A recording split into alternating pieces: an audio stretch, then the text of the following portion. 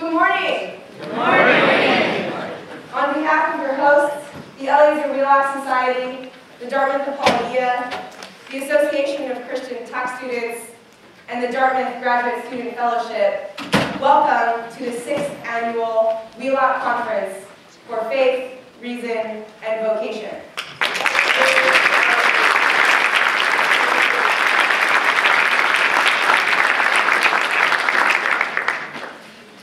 My name is Sara, Holston, Dartmouth class of 2017. I'm the incoming student director of the Wheelock Society. I'm incredibly excited to see all of you here this morning. The theme of this year's conference is identity.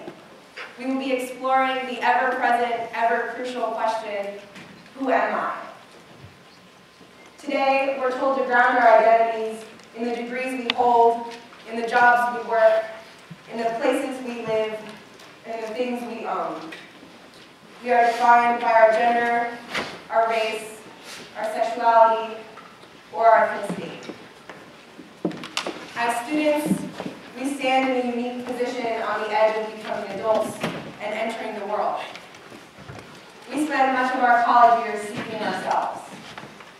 It is a journey that only continues afterward as we face new challenges and situations. We are constantly pushed to reinvent ourselves, to determine our values, and how they inform the choices that we make. Today, in this 6th Wheelock Conference, we want to think about how to wisely navigate all the competing claims on our identities and the incredible challenge of finding ourselves in the midst of the business of our lives and the conflicting pressures of our world. What paths can we follow? What tools do we have? And what are the questions that we need to be asking first, second, and so on in the hopes of finding the answer to the big one? Who am I? Lewis Carroll's Alice in Alice in Wonderland describes this question as the great puzzle. When the blue caterpillar asks her, "Who are you?" she replies, "I hardly know, sir, just at present. At least I knew who I was when I woke up this morning, but I think that I must have changed several times since then." Life is not static. With competing claims on our identity and the inevitability of change in all of our lives, it may seem that identities today are more unstable than ever. And with each new change, we often find ourselves asking, who am I now? Who am I now that I'm a college student and not a high schooler? Who am I now that I'm somebody's spouse? Who am I now that I have lost my job? Who am I now that someone has rejected me? These are the questions we've gathered to explore today. At the Wheelock Society, as we've been reflecting on identity in preparation for the conference, we've started to ask another question that we believe may be at the core of this issue. Not who am I, but who is God? We invite you to consider this question along with us. And today, as we think about all of these important questions together, it is important to remember that ultimately, it's about the people. One of our goals today is to strengthen old relationships and to form lasting connections with new friends. To the students here this morning, we have an amazing opportunity to talk to and learn from mentors, teachers, and friends among the faculty, alumni, and community members who have many years more experience searching out the answers to identity and choice. Many of our alumni have traveled back to campus today to meet and to get to know you. So go say hello. To the alumni who have joined us today, you have done such remarkable things in all areas and all fields of life. We ask you to pay it forward and to share your knowledge and experience as we attempt to follow in your footsteps while also finding ourselves and our own vocations. And to our faculty and staff, thank you for all that you have done to teach us and guide us through our Dartmouth journey so far. You are an irreplaceable part of Dartmouth's community, and your presence and investment in the lives of students is one of our greatest lessons. We look forward to sharing opportunities for discussion and for seeking truth outside of the classroom with you today. In the spirit of today's being about the people, I want to thank everyone who has given so much to make this conference possible.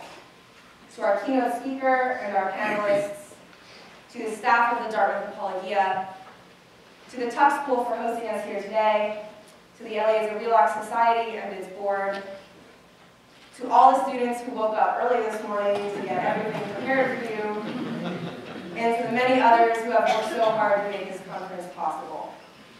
Thank you for the time, the funding, and the efforts that you have so generously contributed to the 6th annual Wheelock Conference.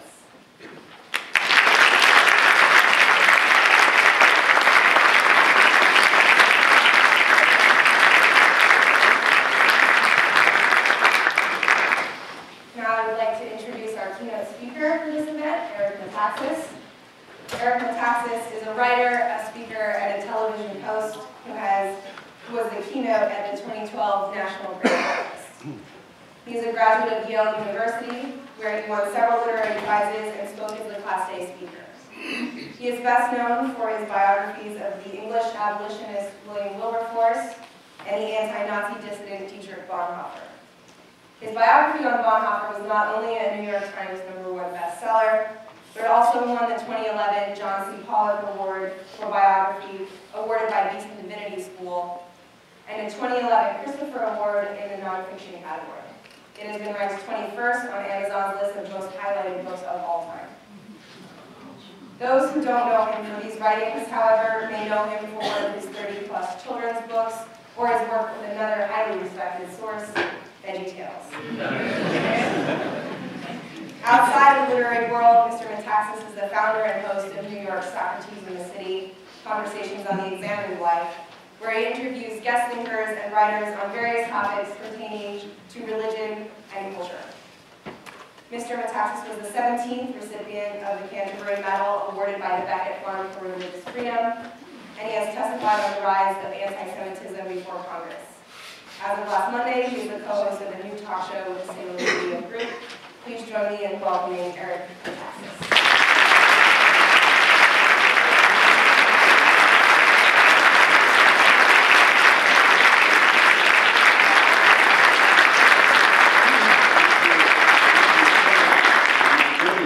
I'm usually too short for the microphone. In this case, I think I'm certainly just too tall. Can you all hear me? Yeah? You can hear me? Yeah. Terrific. Thank you for inviting me here. The first thing I want to say to you all as I look at you is humna, humna, humna, humna, humna. How many of you got that reference? Be clear. Come on, how many? It's yes. That's right. You're old. Than a lot of people here. That's a reference, of course, to the Honeymooners TV series, where Ralph Cramden finds himself on live TV. I think that's the one, right? And he live TV, the light goes on, and he says, hum, hum, hum, hum. He's just frozen. I love part of the fun for me of speaking. I do a lot of speaking in so many different places. Has to do with what would we call this? It's like niche casting or something like, who am I speaking with? With whom am I speaking? And you realize how, younger people will not get humna references. They should. Just because something happened before you were born. Lincoln was shot before you were born. You need to know that.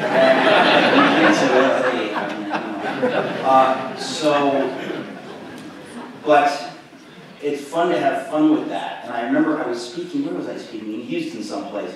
And I because I'm a wiseacre, normally if I weren't speaking at a Christian event, I would say wise ass, but obviously I don't say that. But I would, but because I like to joke around, I think in my bio on my website, it's a really long bio, not because I've accomplished a lot, but because I've done so many different kinds of things. Most people say, I've written 39 award-winning novels, and that's it. But I've done all kinds of things, so it takes up a lot of space. And I thought, on paragraph 17,